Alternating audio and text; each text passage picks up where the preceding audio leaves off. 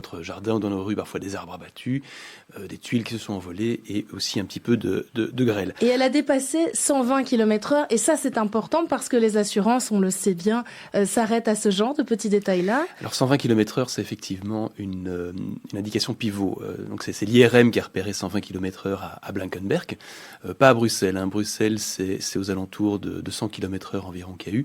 Mais 120 km/h est une vitesse qui est tout à fait pivot pour beaucoup de choses en matière d'assurance. C'est exact. Alors on va le voir tout de suite, mais comment est-ce qu'on peut être indemnisé si on a subi des dégâts matériels lors de cette tempête? Alors si vous avez eu des dégâts matériels, si vous avez eu des tuiles de votre toit qui se sont envolées, si vous avez des tuiles du voisin qui se sont retrouvées dans vos fenêtres, si vous avez un arbre qui est tombé sur votre clôture, sur votre voiture, des éléments de chantier qui seraient tombés aussi chez vous, le premier réflexe à avoir, le tout premier, c'est appeler votre courtier. Votre courtier est véritablement là pour ça.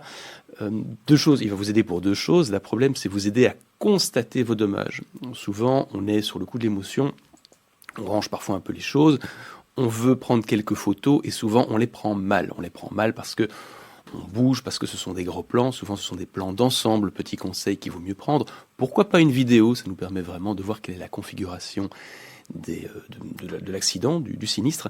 Mais ce qui est vraiment important, c'est contacter votre courtier. Il est là pour ça. D'ailleurs, les courtiers, depuis dimanche, sont véritablement sur le pied de guerre. Et alors, autre chose, c'est votre courtier vraiment qui va vous dire pourquoi vous êtes rassuré. Parce que souvent, on a plus tendance, on fait attention à payer les primes les moins importantes possibles. On est souvent très content de ne pas payer plus que autant ou de telles sommes.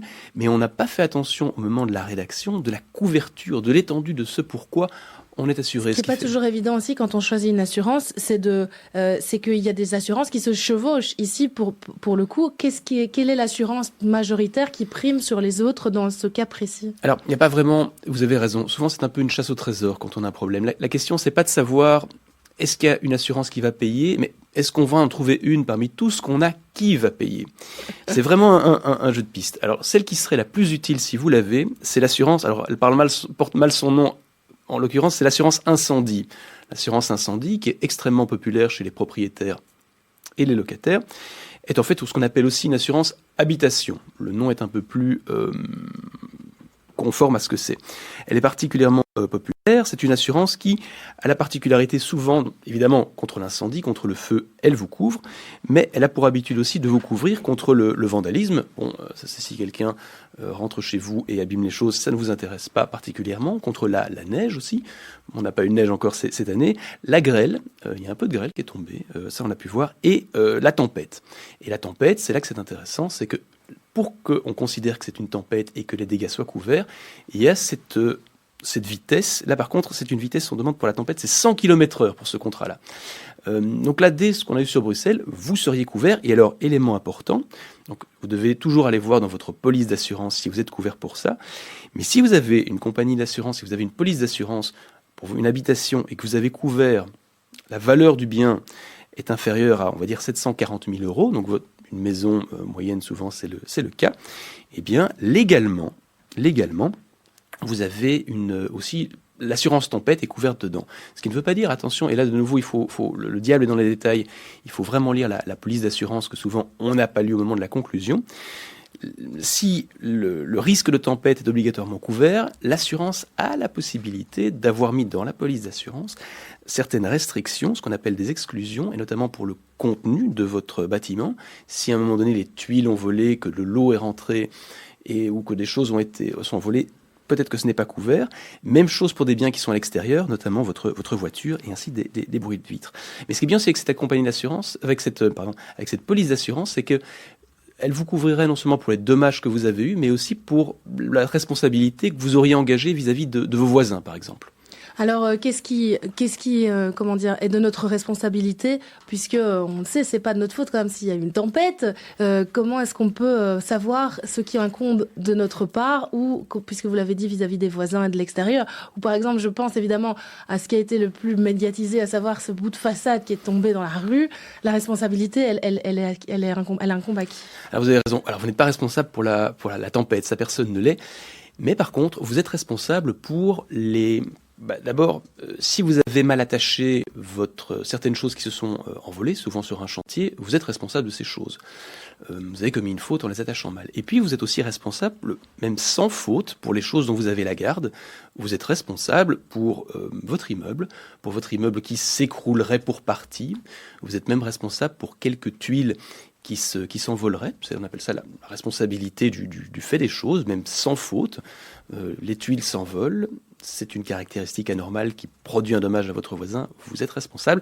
Vous êtes même responsable de votre arbre au bout du jardin qui, à un moment donné, s'écoulerait, tomberait chez le voisin. C'est un problème. Vous pouvez être effectivement responsable. Alors c'est une aubaine quelque part peut-être pour votre voisin qui n'aurait pas, lui, une assurance incendie, qui ne serait pas couvert. J'allais vous poser cette question. Si on n'a pas cette fameuse assurance incendie habitation, qu'est-ce qu'on peut faire ? Alors ça commence à devenir très très embêtant. Là, il va falloir un petit peu fouiller dans toutes vos assurances, voir si vous n'avez pas autre chose. Si vous avez eu un arbre, par exemple, ou des tuiles qui ont endommagé les biens du voisin, peut-être que votre RC familial, votre RC vie privée pourra intervenir. Sinon, il faut fouiller. Peut-être que vous avez une RC bris de vitre, ça peut arriver.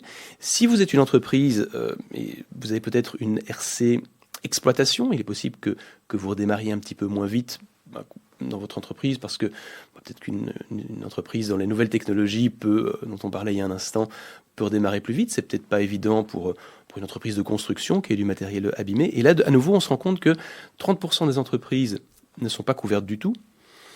Et parmi les 70% qui restent, la moitié est mal couverte à nouveau. Donc voilà, c'est vraiment la chasse au trésor, il faut fouiller. Il existe quand même le fonds des calamités, Renaud Van Bergen. Alors oui, il y a le fonds des calamités, mais alors première chose déjà, c'était en Belgique, on trouvait qu'un fonds des calamités c'était trop facile pour notre petit pays. Ça a donc été régionalisé en 2014. Pour la Belgique, on a une toute nouvelle réglementation. Pardon, pour Bruxelles, on a une toute nouvelle réglementation qui date depuis 2019. Qui est donc encore un petit peu en rodage, si vous voulez. Mais sachez en tout cas qu'il n'y a pas automatiquement un droit à être indemnisé. Ce n'est pas parce que vous avez un dommage que ce fonds va forcément intervenir.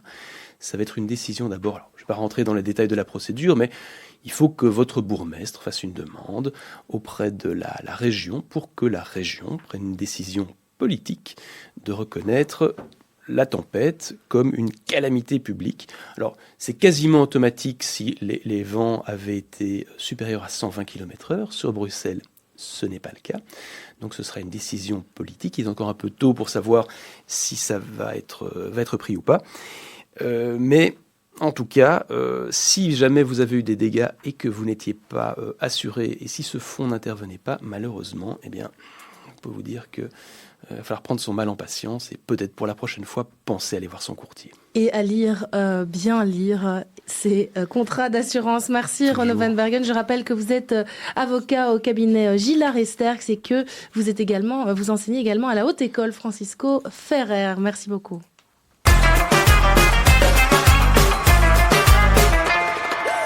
Et il est 7h53, on va bientôt passer à la deuxième partie de cette émission où nous recevrons notamment Béatrice Delvaux qui est éditoriale